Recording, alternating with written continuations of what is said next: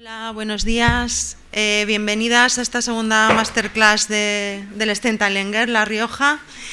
Hoy tenemos la inmensa suerte de contar con Ana Fernández. Ana Fernández es licenciada en Informática por la Universidad Politécnica de Madrid y ella en la actualidad lleva una experiencia en las TICs de más de 20 años y en la actualidad es directora comercial de HP España. Y sin más, pues ella os va a explicar mejor a qué se dedica. Bueno, pues lo primero que quiero es daros las gracias por venir, por vuestro interés y dar las gracias a ASTI y a ERTIC por darme esta oportunidad de pasar este rato con vosotras y compartir dos cosas. Por un lado, mi experiencia como mujer STEM, porque ahora os contaré un poco de dónde vengo, a qué me he dedicado, en qué me he formado, cómo lo elegí, a qué me ha llevado a hacer lo que he hecho y todas estas cosas.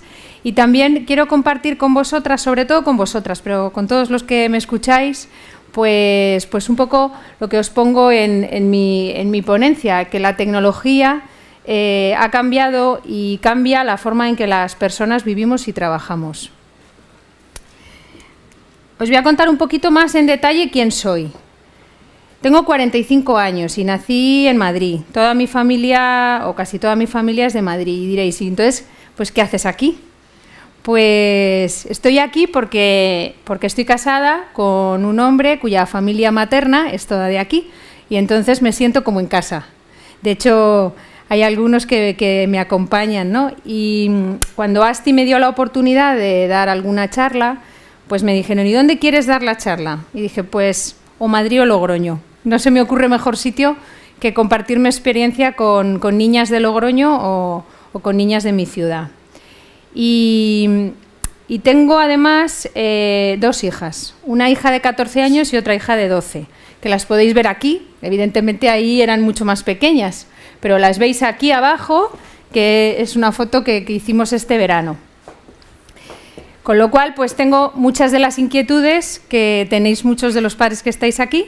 También seguro que muchas de las ilusiones que tenemos respecto a las niñas. Y por otro lado, pues invierto bastante tiempo últimamente en entenderos, en entender vuestras aspiraciones, en entender a mis hijas, que muchas veces no me lo ponen tan fácil. Y bueno, pues también por eso me gusta muchísimo participar en estas actividades. Me gusta mucho mentorizar o trabajar con niñas, que no tan niñas, vosotras ya no sois tan niñas, con jóvenes incluso que acaban de terminar la carrera y que se incorporan al mundo laboral. Y bueno, pues me gusta aportar a lo mejor un poquito de lo que he sido, de lo que hago, de lo que he hecho o por qué lo he hecho, ¿no? Y como decimos mucho en mi mundo laboral, pues de lo que llamamos las best practices, o sea, lecciones aprendidas que no tanto sermones, pero sí a lo mejor alguna de las experiencias que yo he vivido le pueden servir a alguien. Como ha dicho Laura, soy licenciada en Informática. Estudié en la Universidad Politécnica de Madrid. Empecé a trabajar, mi carrera en aquel momento eran 6 años. Todavía no se llamaba ingeniería. Era solo licenciatura, aunque era de la Politécnica. Empecé a trabajar en HP en quinto y en sexto. Y en HP he hecho un poco de todo. He sido ingeniero de soporte, he sido jefe de proyecto, he sido consultora, he sido responsable de la venta de servicios de soluciones tecnológicas. He estado más de 10 años llevando la relación comercial de HP en España con grandes empresas o con grandes organismos y soy directora comercial desde hace unos años. No sé si os hacéis una idea de qué significa esto que os estoy diciendo, pero por resumirlo de alguna manera, lo que significa es que nosotros, como compañía de tecnología, mi equipo y yo personalmente, lo que intentamos es entender qué necesidades tienen las grandes empresas españolas y las grandes organizaciones públicas españolas y buscar una solución tecnológica para darle respuesta a esos retos que se presentan en esas empresas. Y pensad en cualquier empresa, pues ya sean empresas grandes, pues un Inditex o Mercadona o Repsol o Iberdrola o Ministerio de Defensa o el Gobierno de La Rioja o la Comunidad de Madrid. Bueno, pues muchas de las necesidades que tienen todas estas empresas y organismos para dar respuesta a lo que les piden sus clientes o, como individuos ciudadanos que somos, clientes de la administración pública, pues la solución pasa seguro por una solución tecnológica. Y luego hablaremos de eso. No sé si estáis así. Todavía a lo mejor no os lo estáis planteando muy en serio. Ya vais a empezar a planteároslo un poco más en serio, porque estáis en tercero y en cuarto de la ESO y enseguida el primero de bachillerato empieza a marcar un poco ya hacia dónde vamos, ¿no? Pues yo no sabía lo que quería ser con vuestra edad. Esa es la realidad. No pasa nada por no saber lo que uno quiere ser. Ya llegará el momento en el que lo empezamos a tener más claro, ¿no?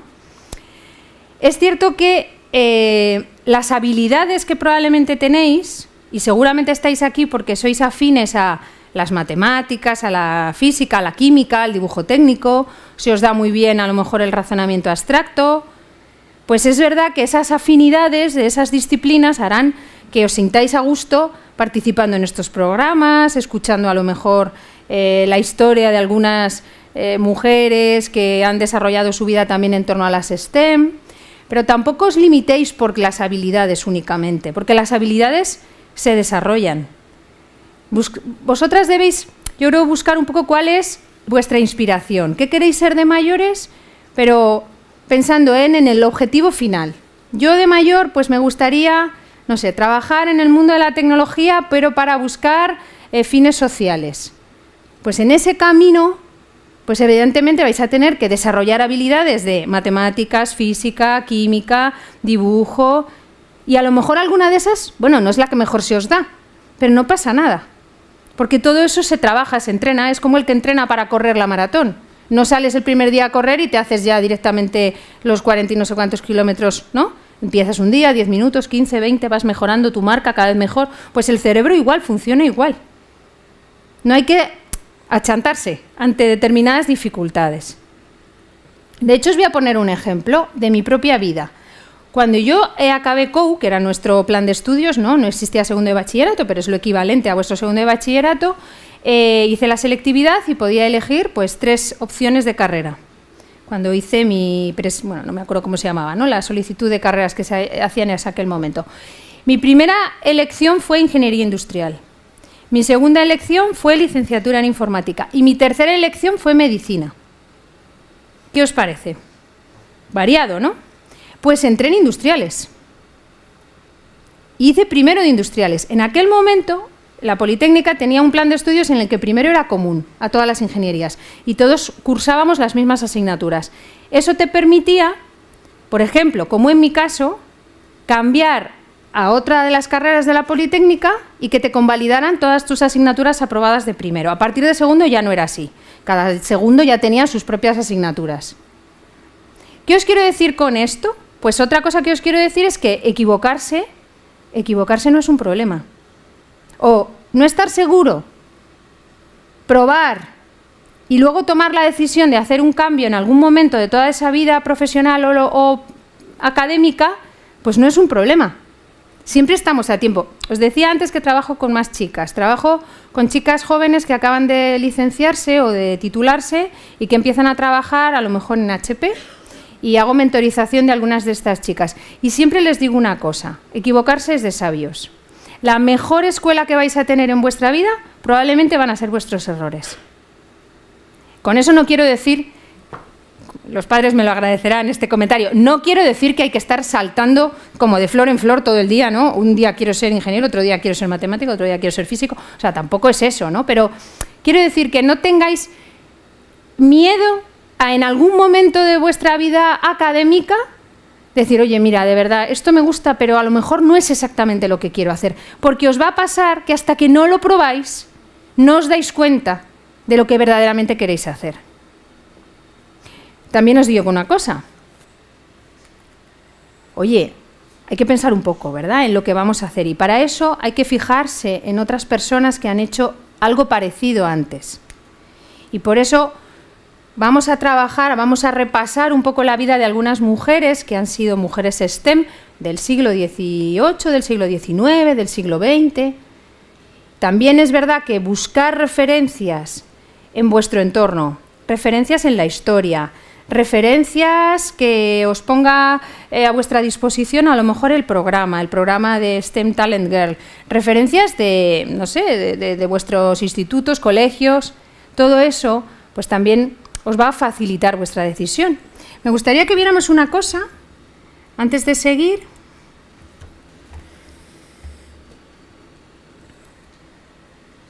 Con lo bien que ha funcionado antes, a ver si ahora no va a funcionar.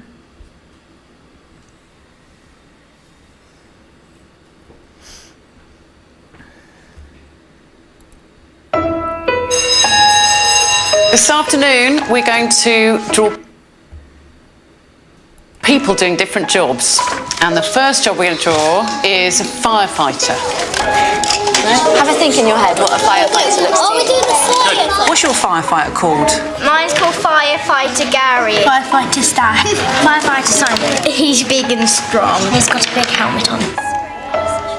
That's brilliant, isn't it? Next, we're going to draw a surgeon. Have you thought of a name for your surgeon? Jim Bob. Jim Bob. He's a brain surgeon. I think he would wear a stethoscope. He gives you medicine. That's his ambulance. Okay, next, we're going to draw a fighter pilot. This is his jet plane. He rescues people. He likes to do stunts in the air and stuff. Okay, now who would like to meet these people for real?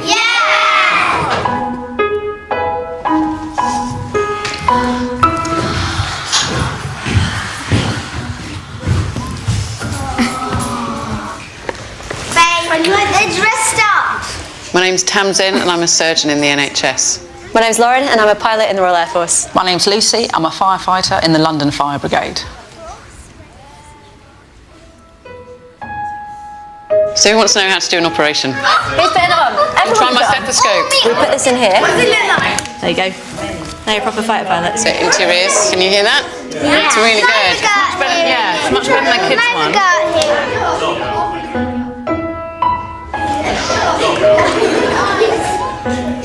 Bueno, yo creo que, aunque no terminemos de verlo, os hacéis una idea de lo que quería.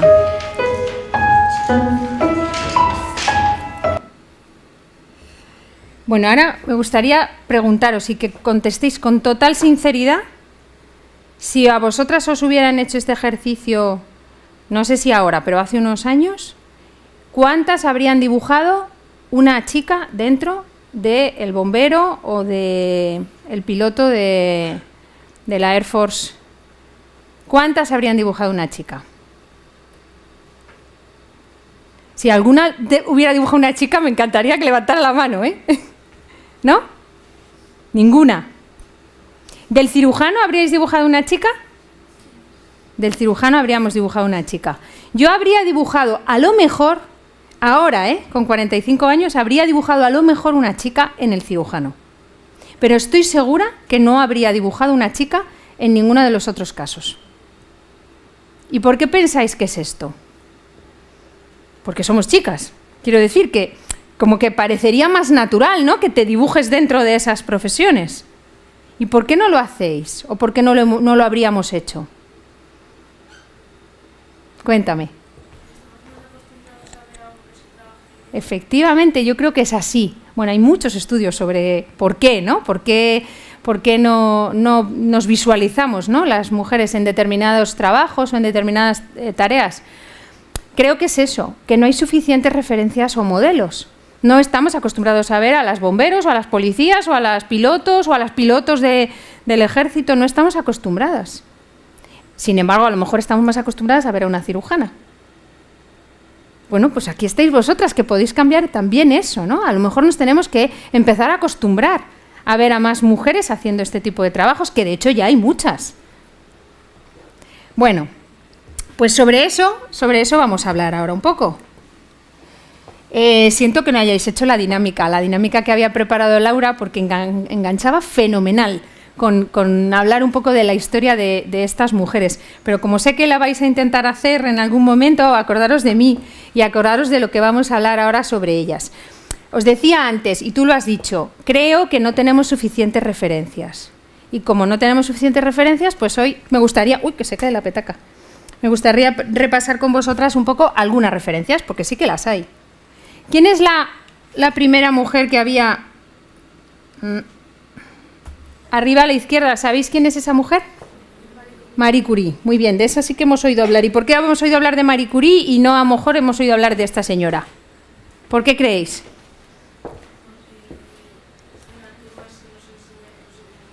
En los colegios. ¿Por algo más?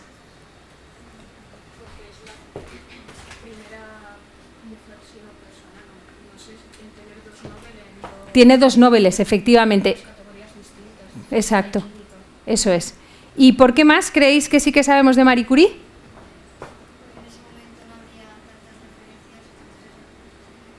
No había referencias, pero ¿por qué, aunque no había referencias de ella, sí que habéis oído hablar? ¿Por qué? Radiología. ¿Y algo más? ¿No se os ocurre más? ¿Por qué creéis que la conocemos o que la conocéis? ¿Por su marido? ¿Por su marido? Es una pena, creo. Espero que no sea por su marido. No. Pero puede ser, pero no.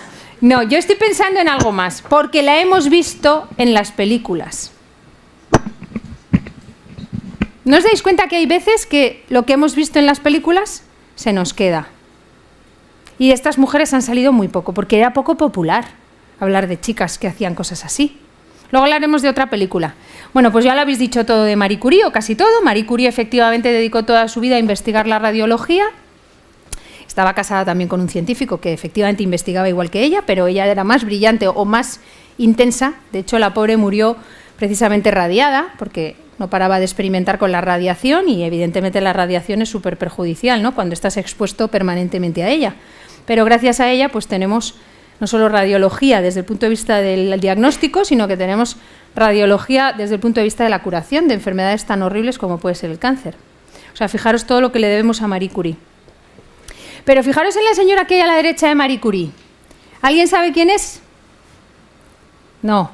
Bueno, pues no perdemos tiempo. Se llama Katherine Johnson. Katherine Johnson nació en 1918 y es negra. No sé si lo veis bien, pero es una mujer de color. ¿Os suena Katherine Johnson de algo? ¿No? ¿No os suena? ¿Alguien ha visto la película de Figuras Ocultas? Sí, y es preciosa. La que no lo haya visto tiene que ir esta tarde. No sé qué otro plan mejor tenéis que ver esta película. De verdad os lo digo. Y a Marina también. También. Bueno, pues Katherine Johnson, los que habéis visto la película ya os suena la historia. Ella quería ser matemática en primer lugar, luego ya estudió más carreras y no tenía ni siquiera acceso a la universidad. Porque por la época en la que nació en pleno momento de segregación racial en Estados Unidos. Y los negros y las negras en concreto no tenían derecho a entrar en la universidad. Entonces, aparte de ser una mente brillante desde el punto de vista de las matemáticas, era muy luchadora. Entonces, lo primero que hizo fue luchar por entrar en la universidad. Efectivamente, se licenció y lo siguiente que consiguió es entrar en la NASA. En la NASA, en aquel momento, bueno, en la NASA y en ningún otro sitio, no existían las calculadoras automáticas, no existían las computadoras todavía. Lo que tenía la NASA para hacer todos los cálculos que necesitaban para todas sus naves espaciales y viajes a la Luna que ocurrieron después, eran personas que con papel y lápiz hacían los cálculos matemáticos. De hecho, se las llamaba las calculadoras. No había otra forma de calcular.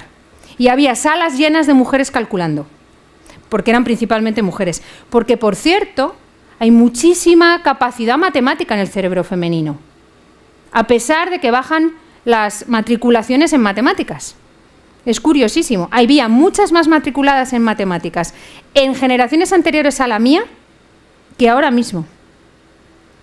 En la Facultad de Ciencias Exactas de Madrid, parece que es de la Complutense, generaciones como mi madre, había aproximadamente un 51% de matriculadas respecto a hombres. Y sin embargo ahora es un 20, un 18, un 22. Qué curioso. No está de moda las matemáticas, sin embargo, van a ser fundamentales para todo. Luego hablaremos un poco de por qué. Bueno, pues como os decía, ella está reconocida por la NASA como la persona clave para el cálculo de las trayectorias de despegue de la misión Mercury, que fue la que llevó el primer vuelo tripulado al espacio. Y la NASA también le reconoce ser la responsable del cálculo de las trayectorias del Apolo 11 y del Apolo 13. Recordad que el Apolo 11 es el que llevó al hombre a la Luna. Y de hecho es reconocido por la NASA. La señora que hay a la derecha, de Katherine Johnson, es otro premio Nobel en medicina. Es un premio Nobel que se le reconoce, se llama Barbara Clinton, y se le reconoce pues haber hecho grandísimos avances en la investigación del genoma. Esta mujer de aquí, que tampoco es muy conocida, se llama Rachel Carson, y realmente su aportación, que su aportación es muy interesante y está muy de moda, es haber descubierto y haber declarado el efecto tan desfavorable que tienen los pesticidas en la atmósfera. Ella escribió un libro que se llama Primavera Silenciosa, y este libro suscitó muchísima polémica en Estados Unidos, pues porque no estaba bien, ¿no?, decir que estábamos perjudicando al medio ambiente, porque era, bueno, pues un libro pues bastante valiente, ¿no?, en las conclusiones que hace, y de hecho sigue siendo un libro de moda y de cabecera en el ecologismo. A raíz de la polémica de su libro se creó el Departamento de Medio Ambiente en Estados Unidos. Hasta ese momento no existía, igual que no ha existido aquí toda la vida, ¿no?, el Ministerio de Medio Ambiente. Vamos a dejar a la mujer vestida de época para el final, porque es una de mis preferidas. Se llama Ada Lovelace. Esta señora de aquí, no sé si también os suena.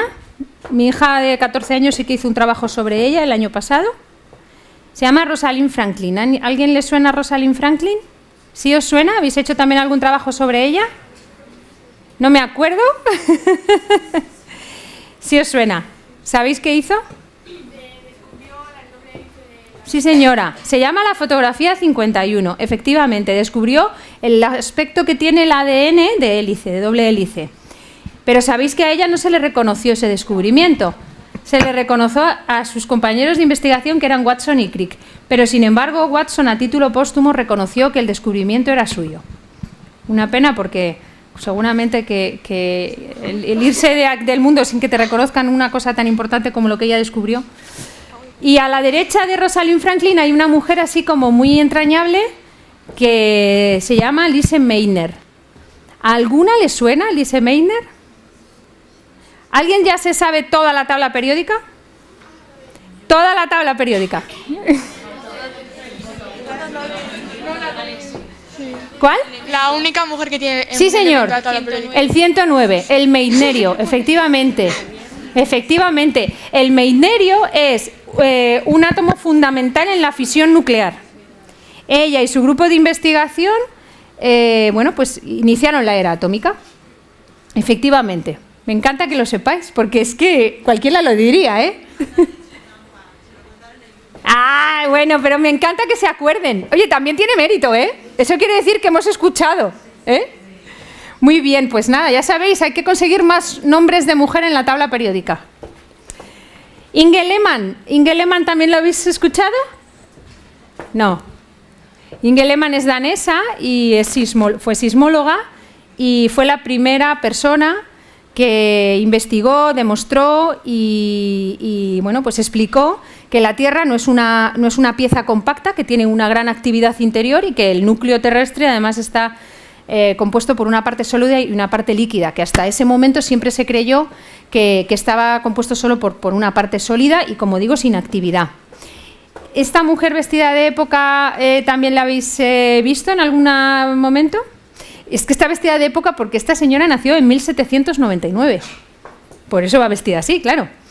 Pues es una paleontóloga que descubrió el esqueleto de un reptil marino de la época del Jurásico, que se llamaba ictiosaurio, pero nunca se le reconoció. De hecho, de todas sus investigaciones y del resultado de todas las investigaciones se apropiaron sus compañeros de la Sociedad de Paleontología Británica, que era una sociedad muy, muy cerrada, muy clasista, muy machista. A la derecha, esta mujer, que sí que es astronauta, y es la primera mujer afroamericana que entró en la NASA, que se entrenó en el programa completo de la NASA, que ha tripulado varias misiones de varias aeronaves y que, de hecho, nació en el año 1956, quiero decir que todavía vive, tiene varias carreras, también hizo física, hizo matemáticas e hizo medicina. Y de hecho ahora dedica su vida a realmente al desarrollo del uso de la tecnología y del uso del bienestar, digamos, sanitario de países desfavorecidos en África. Bueno, pues hemos pasado por muchas de estas referencias que yo sé que en algún... Ah, no, nos hemos quedado con Ada Lovelace, no os he hablado de ella. ¿Quién sabe quién es Ada Lovelace?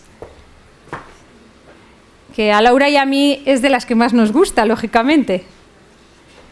Porque ya sabéis que Laura también estudió informática, como yo. Pues Ada Lovelace... Hola. Ada Lovelace se considera que es la primera programadora. Ella es hija de Lord Byron. Nació a principios del siglo XIX. Lord Byron es un poeta.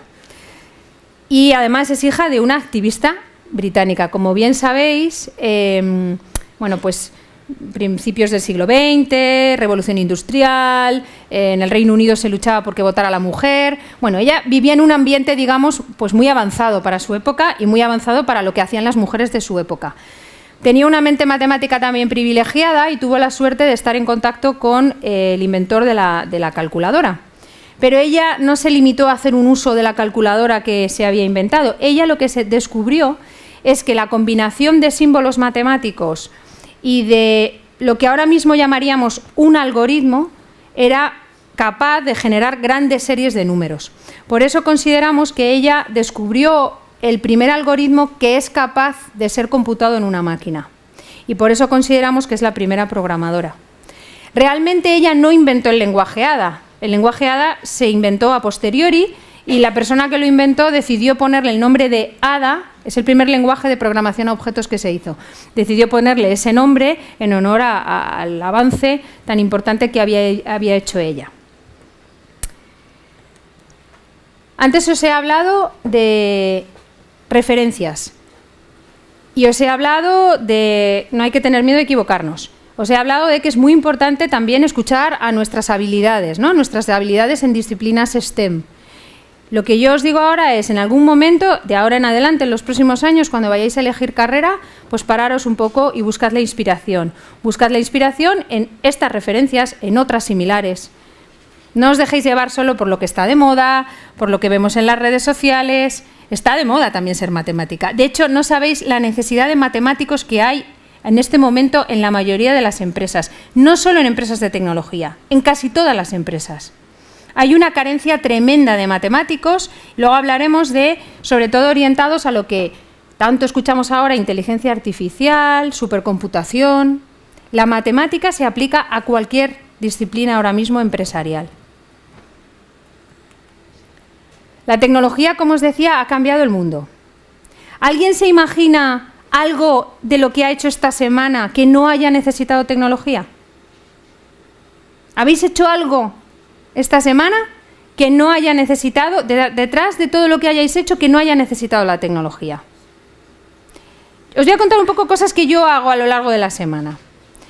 Miro el tiempo para venir aquí, que ayer empezó a nevar, a qué hora debo salir de Madrid para no quedarme atrapada en la carretera. Miro a lo mejor el estado del tráfico, miro si vengo por Piqueras o si me vengo por Burgos. Cambio una cita médica. Me llega un SMS a mi móvil para decirme que la cita médica del alergólogo de mi hija es tal día, tal hora. Hago una compra por internet. Compro en Zara y me lo llevan a casa mañana. Hago una devolución en Amazon. Me bajo un libro electrónico. ¿Qué más cosas se nos ocurren? Los papás, hacemos la declaración de la renta. Pedimos una hipoteca. ¿Qué más cosas hacemos? Vamos al supermercado, compramos fruta. ¿Hay tecnología detrás de la fruta? ¿Sí? A ver, ¿qué hay, por ejemplo?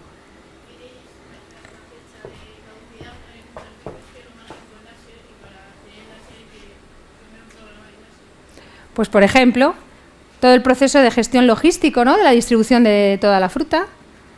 ¿Hay tecnología detrás de la propia producción agrícola? ¿Sí? ¿Qué, por ejemplo, qué se nos ocurre?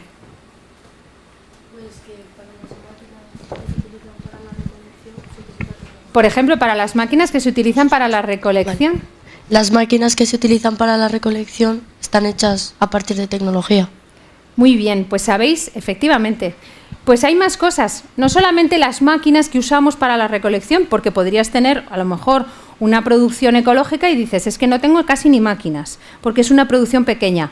Pero fijaros, en algunos países de Europa se usa la tecnología y en concreto los modelos matemáticos para hacer predicciones sobre cuándo va a llover, qué humedad tenemos, cuándo debo sembrar en función de esos parámetros. Y han conseguido hacer un incremento de la calidad y de la cantidad de producción y de hacer una producción muchísimo más eficiente, gracias a utilizar la tecnología desde el punto de vista del cómputo o del análisis matemático para predecir cuándo debemos hacer determinadas actividades. ¿Sabéis por qué Zara os propone o por qué cuando navegáis por una página web, vosotras que sois usuarias intensivas del móvil, de las redes, por qué sabéis que a veces os proponen comprar cosas, ir a sitios, en función de qué? En función de vuestros gustos. Y muchas veces aciertan. Y a veces hasta te quedas escandalizado porque dices, pero ¿cómo saben que yo estoy pensando irme de viaje a Canarias? Me están proponiendo todo el rato viajes a Canarias. ¿Cómo lo saben? Pues a base de modelos matemáticos. A base de computar todos los datos sobre nuestro comportamiento en las webs, en las redes, todos los clics que hacemos, se computan, se calculan y dicen, ya está, esta chica es de 14 años, vive en España, en concreto vive en Logroño, está en tercero de la ESO, en cuarto de la ESO, y te proponen justo lo que tú necesitas. Sin matemáticas, por supuesto, sin la computación de todo eso, no podrían hacer este tipo de servicios. No pensemos ya en el mundo sanitario. Lo que hemos hablado antes de Marie Curie, lo que hemos hablado antes de todas las de Rosalind Franklin, etcétera. Tú vas a un hospital y todos los servicios que te ofrece el hospital se basan en la tecnología. Todo. Desde el ticket, el turno, hasta la wifi gratis en algunos hospitales te ofrecen. En Madrid ahora hay hospitales que hasta te guían al sitio donde tienes que ir a través del móvil, porque saben, tienes que ir a la consulta no sé qué y te hacen un mapa para que sepas llegar, porque los hospitales son tan grandes que te pierdes. Yo es que ya no me imagino nada que no dependa de la tecnología. Pues os voy a contar una cosa. Esta es la historia del origen de la tecnología. Yo trabajo en HP, os lo decía antes, ahora vamos a hablar un poco de a qué nos dedicamos. Pero antes de hablar a qué nos dedicamos, voy a hablaros de cómo empezó todo esto. Pues todo esto empezó en el año aproximadamente 1939. Bill Hewlett y Dave Packard eran dos amigos que se conocieron en la Universidad de Stanford. Estudiaban lo que más o menos ahora sería una ingeniería industrial, pero con la especialidad de electricidad. Y ellos, pues pensaron, imaginaros unos jóvenes de 20 y pocos años, pensaron que querían dedicarse al mundo empresarial y comercializar productos, pues un poco orientados a lo que ellos sabían, ¿no? Productos que tuvieran una componente tecnológica, pero muy eléctrica, ¿no? Y entonces dijeron, pues vamos a alquilar el garaje de la casa, ¿veis cómo son las casas americanas, ¿no? Ahora como una de las cosas que nos distinguen o que os distinguen es que estáis hiperconectados, pues seguro que habéis visto muchas veces que las casas americanas tienen normalmente un garaje. Pues ellos alquilaron el garaje de la familia Packard. Les dijeron a los padres de Packard, oye, pues si nos dejáis el garaje os pagamos $25 al mes porque nos dejéis usar el garaje. Y allí se metieron y allí se pusieron a pensar qué podrían fabricar para luego venderlo. Y lo primero que pensaron a investigar era sobre unos artefactos que hacen descargas eléctricas para activar los músculos. ¿Sabéis? Este tipo, ¿no?, de aparatos que como que activan la musculatura y que puedes hacer ejercicio con ellos. Nunca jamás HP ha comercializado esos aparatos, pero eso fue lo primero que ellos empezaron a trabajar. En realidad, lo primero que comercializaron, el primer producto que comercializaron era un osciloscopio de audio, que en realidad venía de un trabajo que había hecho en la universidad Bill Hewlett. Y dijeron, pues vamos a darle un nombre al primer modelo del osciloscopio de audio, un nombre que suene a que llevamos mucho tiempo trabajando en ello. Y entonces le dieron el nombre de 200A, el osciloscopio 200A, como si llevaran 199 osciloscopios vendidos hasta ese momento, ¿no? Jolín, pues el 200A y este tipo de osciloscopio le llamó la atención a Disney y lo utilizaron con una versión posterior que se llamó 200B, compraron 8 unidades del osciloscopio 200B de HP para hacer la película Fantasía. ¿A qué eso no sabíais? Bueno, pues a raíz de eso crearon su empresa. Digamos que el primer número de producto comercializado por HP fue el osciloscopio 200A y la realidad es que el primero que se vendió fue el 200B y se vendió a Disney. Y eran unos soñadores. Y ese era su decálogo. Pero no era su decálogo y ahí se quedó en 1939 y punto. Cuando yo entré en la compañía en 1998, la compañía estaba, en mi oficina de Madrid, estaba llena de carteles con estas reglas del garaje. Este era su garaje. De hecho, si alguna vez tenéis la suerte de ir a Palo Alto y de ir al Silicon Valley, el garaje se visita. Es parte del turismo que se puede hacer por la zona.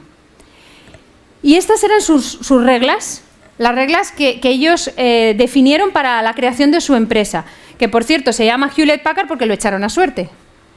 Podía haberse llamado Packard Hewlett, pero lo echaron a suertes, tiraron una moneda al aire y entonces el orden de la marca salió así. Y entonces sus reglas decían: piensa que cree que puedes cambiar el mundo, trabaja rápido, no dejes ninguna de tus herramientas ocultas para los demás y trabaja en cualquier sitio. Y esa es la realidad, nosotros trabajamos en cualquier sitio. Piensa que a veces tienes que trabajar solo y a veces tienes que trabajar en equipo. Comparte tus ideas, comparte tus herramientas y confía en tus colegas. No política, no burocracia. Ellos decían, no cabe en el garaje. Decían una cosa que me encanta porque a veces se nos olvida. El único que decide si una cosa está bien hecha es el cliente. Las ideas radicales no son ideas malas. Inventa maneras de trabajar diferentes, pues siempre que puedas. Haz una contribución cada día. Si no contribuye, si no sirve para algo, lo mejor es que se vaya del garaje. Cree que juntos, o confía en que juntos, podemos hacer cualquier cosa que nos propongamos y la que más me gusta es inventa. Inventa, que de hecho ha sido el lema que nos ha perseguido a mi compañía toda la historia. Y de hecho tenemos una gran inversión todavía y seguiremos teniéndola, en innovación. Hay grandes laboratorios por todo el mundo con investigadores que están todo el día pensando qué nuevas cosas se podrían inventar para dar mejor solución a los retos tecnológicos de nuestros clientes. Hay muchos de los inventos que se han hecho a lo largo de toda esta historia que se han guardado en un cajón y que luego han salido a la luz al cabo de los años. ¿Por qué se guardaron en un cajón? Pues porque a lo mejor en el momento en el que ese investigador descubrió una nueva forma de crear un procesador, sin embargo, desde el punto de vista real, no éramos capaces de producir ese procesador. Pero con otros avances tecnológicos que hemos llevado a cabo a lo largo de la historia, ahora sí podemos trabajar en ese procesador. Nos pasamos la vida haciendo nuevas aportaciones. ¿Y sabéis una cosa? El Estado de California dijo en el año 1989 que efectivamente se declaraba como la cuna del Silicon Valley el garaje de Hewlett y Packard. Así que elegí bien, porque me lo paso bien, elegí la compañía que arrancó todo esto y todavía tenemos muchísimo recorrido. ¿Qué cosas hacemos? Aparte de lo que habéis oído del famoso osciloscopio de audio. ¿Por qué cosas me conocéis o conocéis lo que hace HP? Por los ordenadores. ¿Qué más cosas? Por las impresoras, ¿no? ¿Qué más cosas? Algunos más antiguos, ¿por qué podéis conocer a HP? Por las calculadoras científicas, programables, las que muchos hemos tenido para hacer nuestras carreras, ¿eh? De hecho, se ha hecho un modelo así como vintage, que ahora se comercializa otra vez, aunque ya no se necesita ese tipo de calculadoras, pero hace como ilusión tener una... Bueno, a nosotros que somos un poco así, un poco frikis, nos hace ilusión estas cosas que le vamos a hacer.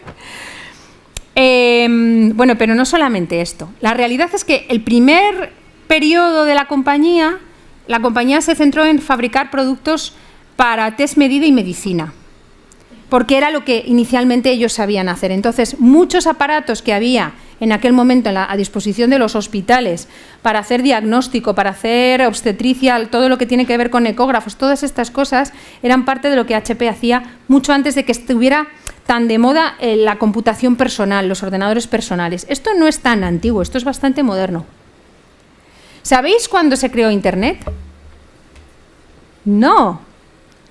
¿Alguien se imagina vivir sin Internet ahora mismo? ¿Cuándo se creó Internet? ¿Alguna sí lo sabe? No. Los años 90, casi sí. La primera red se creó entre 3 universidades de California y se llamaba ARPANET. Y efectivamente no fue en los 90, fue en el 89, pero casi. Efectivamente. Y ese fue el origen de lo que ahora conocemos por Internet. Pero ves, estas son las cosas que me llaman la atención. No podemos vivir sin Internet, pero no nos preguntamos ¿y de dónde ha salido esto? Pues a lo mejor investigar un poco sobre eso os inspira. ¿Alguna sabe cuándo se creó el primer ordenador? Pues el primer ordenador, bueno, en realidad hay 2 versiones. Uno es el Z1, que fue efectivamente el primer ordenador, pero no era totalmente digital. ¿Para qué se utilizaba ese ordenador? Ahora os digo, en realidad el primer ordenador muy parecido en cuanto a funciones a los que tenemos ahora se llamaba ENIAC. Y ese sí que era totalmente digital. Y efectivamente se utilizó en la época de la Segunda Guerra Mundial para hacer el cálculo de la trayectoria balística. Lo crearon en una universidad, lo crearon en la Universidad de Pensilvania. Y se utilizaba para hacer el cálculo de la trayectoria balística de los proyectiles durante la guerra. Sabéis que la Segunda Guerra Mundial, que trajo cosas horribles, sin embargo trajo realmente el principal avance de la tecnología. Eso es lo que nos aportó positivo, digamos. Bueno, pues estamos ya llegando a un punto del final de mi charla. Os voy a presentar a mi CEO. Este señor que se le ve aquí muy pequeñito, se llama Antonio Neri. Es nuestro CEO desde hace 2 años. Antes de que él fuera nuestro CEO teníamos una mujer CEO. Hemos tenido varias mujeres CEO en mi compañía. Y también os diré, hay muchas directoras generales de compañías de tecnología en España. La directora general de IBM es una mujer, que de hecho es una ex HP, se llama Marta Martínez. Y hay muchas directoras generales en empresas de tecnología. Quiero decir que no es tan raro, lo que pasa es que no lo conocemos. Os voy a poner un vídeo para que entendáis ¿a qué nos dedicamos las empresas de tecnología o por qué estamos apostando en HP como empresa de tecnología? Habéis visto lo que os he dicho al principio de la charla, ¿verdad? Nosotros nos dedicamos a esto, a cambiar la forma en que las personas viven y trabajan. Pero os voy a dar una visión muy curiosa de otra cosa muy importante a la que nos dedicamos a día de hoy.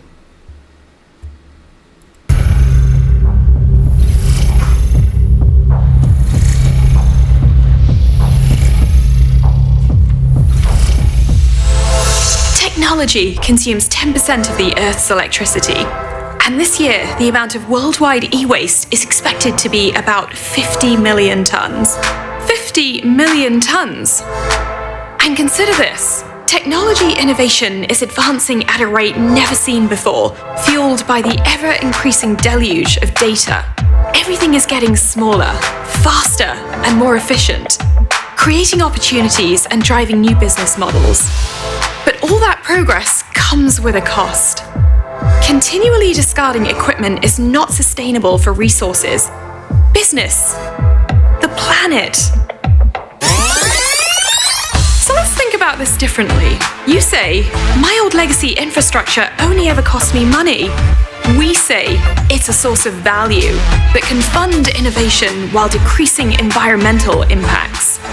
Last year alone, we helped companies reclaim $330 million through the largest manufacturer refurbishing facility in the world. Of the enormous volume of technology that passes through it, 89% gets a new home. 97% of the rest is recycled down to its raw materials, leaving only 0.3%. And we're working to turn that number to 0. But what about energy?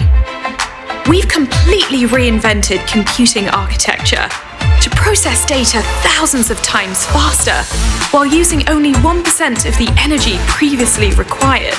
And we're helping companies use only what they need through new consumption models.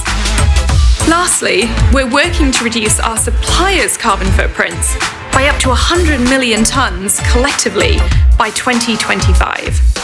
Call this way of living and way of working whatever you'd like. Circular economy, respect for what we make, doing what's right. Just think, is it sustainable? Is it efficient? Can it live forever? Imagine that world.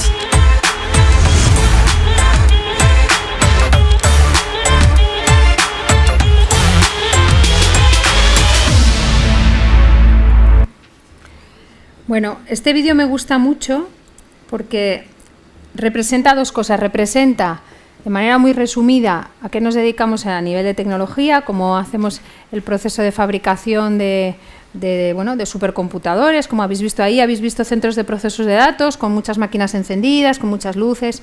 Eso es un poco nuestra base, ¿no? Nuestro core. Pero luego habéis visto otra versión de todo esto, que es la versión en que tenemos que pensar un poco en el futuro y en el planeta y estamos generando una cantidad de basura tecnológica que no sabemos muy bien qué hacer con ella. Entonces, HP ha sido pionero en todo esto y en el concepto de la economía circular, y por eso hemos creado estas fábricas, porque son una especie de fábricas donde se hace ese reacondicionamiento de toda la basura tecnológica que generamos y que cada vez vamos a generar más. ¿Cuántos móviles hay en cada casa? ¿Cuántos móviles ha habido desde que tenemos el primer móvil en cada casa? ¿Dónde van esos móviles? ¿Dónde van los ordenadores que tiramos? ¿Dónde van las teles que tiramos? ¿Dónde van los cables? ¿Dónde va toda esa componente que contamina, ¿no? Pues lo que hacemos es reciclarlo, reutilizarlo, reacondicionarlo, y todo esto es parte también de nuestro ciclo de mejorar la forma en que las personas viven y trabajan, ¿no? Y un poco voy a daros algunos ejemplos de cosas que hacemos, como os decía antes, para mejorar los retos tecnológicos de los clientes. Imaginaros lo que necesita Zara para hacer la venta online del Black Friday. Pues lo que necesita es grandes computadores que en tiempo real permitan gestionar la cesta de la compra de todo el mundo que va a entrar en las páginas web desde todo el mundo,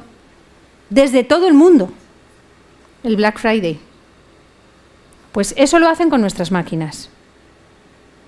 Imaginaros la Fórmula 1. La Fórmula 1, los coches de Fórmula 1, no sé si os gusta la Fórmula 1 o no, pero es muy impresionante ver cómo en los garajes de las escuderías, por ejemplo de Red Bull o de Mercedes, que son los dos clientes con los que nosotros trabajamos, tú vas a su garaje y aparte de haber el coche, el otro coche, los mecánicos, que parecen todos cirujanos, el garaje impoluto, no sé qué, hay una zona donde hay una serie de servidores, de racks con servidores, que necesitan para coger todos los datos que el coche produce, la telemetría del coche que llamamos, todos los datos sobre la presión de las ruedas, la velocidad a la que ha rodado en la vuelta, la humedad del aire, cómo se ha comportado el piloto, todos esos datos se recogen y se tienen que computar en tiempo real en unas máquinas, en unos servidores nuestros, y les dan una serie de datos que les permiten reajustar cosas en el coche o en la forma de conducción del piloto. Impresión 3D, que lo hablaba antes con Laura. Sabéis que se nos conoce mucho por la impresión, por las impresoras. Sabéis que una gran revolución de la impresión a día de hoy es la impresión en 3 dimensiones. ¿Sabéis el beneficio que ha producido este descubrimiento, por ejemplo, para generar prótesis, fabricar prótesis a un muy bajo coste y a muy alta velocidad? Y llevarlas no solo a países como el nuestro, sino a países más desfavorecidos. La rapidez de fabricación y lo barato, entre comillas, que es fabricar prótesis con impresoras 3D, pues ha permitido que gente en otros países que nunca hubiera imaginado que iban a tener una prótesis o acceso a una prótesis, lo tienen, casi en tiempo real. La NASA, seguimos trabajando muchísimo para la NASA, aparte de lo que hemos visto antes de Katherine Johnson. Nuestros supercomputadores son casi siempre adquiridos por la NASA en todas sus evoluciones porque permiten hacer cálculos, ya se han evitado esas salas de mujeres calculando a mano y necesitan meterlos en las aeronaves que pesen poco, que consuman poco y que computen a toda velocidad. porque la cantidad ingente de datos que necesita computar una aeronave pues no lo permitiría ninguna tecnología que no fuera la supercomputación. Y sobre todo eso es sobre lo que innovamos. Habréis oído hablar y seguiréis oyendo hablar de las dos grandes tendencias. Una de las grandes tendencias es la inteligencia artificial, como sabéis, y otra gran tendencia es la supercomputación. ¿Por qué? Pues porque la mayoría de las decisiones que tenemos que tomar requieren una computación intensiva de datos y solamente con la tecnología de la supercomputación lo podemos hacer.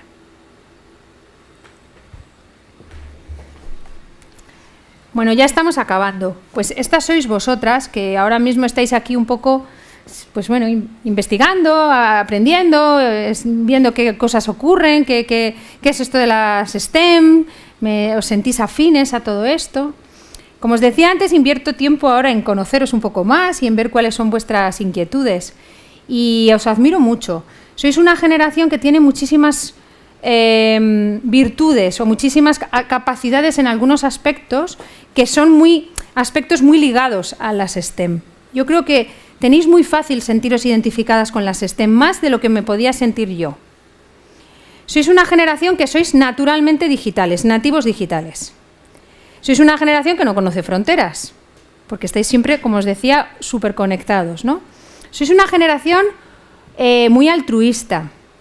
Sois una generación muy exigente en cuanto a vuestros hábitos de consumo.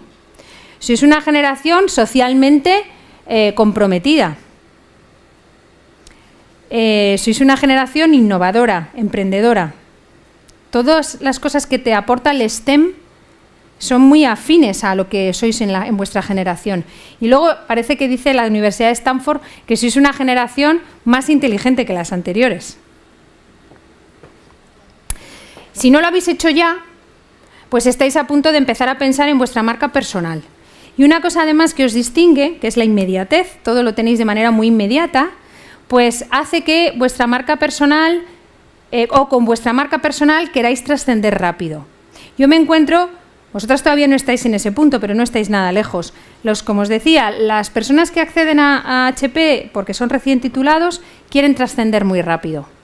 Eso es muy bueno, pero eso, como os digo, también es muy próximo a lo que aportan la tecnología, la ingeniería, las matemáticas, la ciencia. ¿Sabéis una cosa? La vida es muy corta. Ahora no os lo parece, pero la vida es muy corta. ¿Y sabéis lo peor? O lo mejor, que nos vamos a pasar la mayor parte de la vida trabajando. Pensad un poco, nos vamos a pasar la mayor parte de la vida trabajando. Así que las decisiones que toméis tienen que hacer que seáis felices. Y como os vais a pasar la mayor parte de la vida trabajando, tomad decisiones que hagan que vuestra vida laboral y vuestra vida personal sean lo mejor posible. ¿Por qué no elegimos carreras STEM o STEAM, ¿no? El A de artes, que también ahora se incluye? ¿Por qué no lo elegimos? Antes hemos hablado de no tenemos referencias, no tenemos modelos, parece que no está de moda ser matemática, sobre todo con 14 años supongo que no es muy popular ser matemática, parece difícil, todo lo que suena a ingeniería suena muy difícil. Todo eso hay que romperlo, porque no es verdad. Entonces, si fijaros en esto es el resultado de un estudio. Se hicieron unas entrevistas a 10.000 personas más o menos, casi todos estudiantes y algunos profesores de universidad y algunos profesores de institutos o de educación secundaria. Y el 40% dijo que no habían elegido una carrera STEM porque era difícil. El 65% dijo que no había elegido una carrera STEM porque no tenían una orientación adecuada para haberlas elegido. Por suerte no sois parte de ese 65%, porque sí tenéis una orientación. Estáis empezando a tener una orientación y un conocimiento de qué significa hacer ingeniería, hacer matemáticas, hacer física. Luego, es una muy buena noticia. Me encanta ver a tanta niña. Cuando Laura me decía la cantidad de niñas que estáis aquí, me parece de verdad impresionante. Luego hay otros datos, ¿no?, sobre qué dicen los profesores en relación con estas faltas de vocaciones o esta orientación hacia las vocaciones STEM. Esto es algo ya más para el ámbito académico, no para vosotras directamente. Pues también hay que trabajar en eso. Y yo solamente os diría una cosa más. Ya como chicas, me encuentro una cosa más, como os decía antes, cuando trabajo como mentora de algunas chicas que acaban de llegar a HP. Además, debéis buscar entornos que os favorezcan, como os decíamos antes, ser felices en vuestro ámbito laboral, porque nos vamos a pasar la vida entera trabajando, ¿no? O mucha parte de nuestra vida trabajando. Buscad empresas que os permitan encontrar el equilibrio personal-laboral. Sed muy valientes. ¿Sabéis una cosa muy curiosa que me pasa en HP? Cuando yo busco a alguien dentro de los nuevos talentos para cubrir un puesto en mi organización, si yo se lo digo a un chico, inmediatamente me dicen que sí. Si se lo digo a una chica, muchas de ellas se lo piensan. Y se lo piensan porque tenemos la tendencia, y esa es mi experiencia, a lo mejor alguna mujer no está de acuerdo, tenemos la tendencia a preocuparnos mucho del impacto que tienen nuestras decisiones en nuestro ámbito personal familiar. Y me encuentro que los chicos no tienen tanta tendencia a pensar en el impacto que tiene esa decisión en su ámbito personal familiar. Así que por eso, sed muy valientes, porque con todo se puede. Y recordad una cosa que he dicho al principio: de los errores se aprende. Si no dominas al 100% lo que vas a hacer, no pasa nada. Lo importante es intentarlo. Como decíamos antes, si no dominas al 100% una disciplina de tu carrera, no pasa nada, ya la entrenarás. Pues nada más, chicas. Yo he disfrutado muchísimo. Os doy las gracias por escucharme tan atentamente. Me encanta ese brillo de algunos ojos que es como, oye, que os gusta, ¿no? Escuchar estos temas. Y aquí tenéis mi contacto, por si queréis alguna vez hablar conmigo, preguntarme cualquier cosa, pues me podéis localizar de cualquier manera. Y no sé si les damos opción a algunas dudas, preguntas o...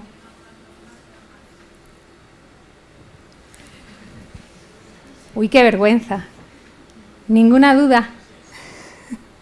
Ninguna duda ni a título personal de lo que os he contado de mi vida, ni alguna duda sobre qué hacemos o no hacemos en HP, qué hacen las empresas de tecnología. ¿No? Hemos dicho que hay que ser valientes. Bueno, si no tenéis dudas ahora no pasa nada, pero como os digo, aquí tenéis mi contacto.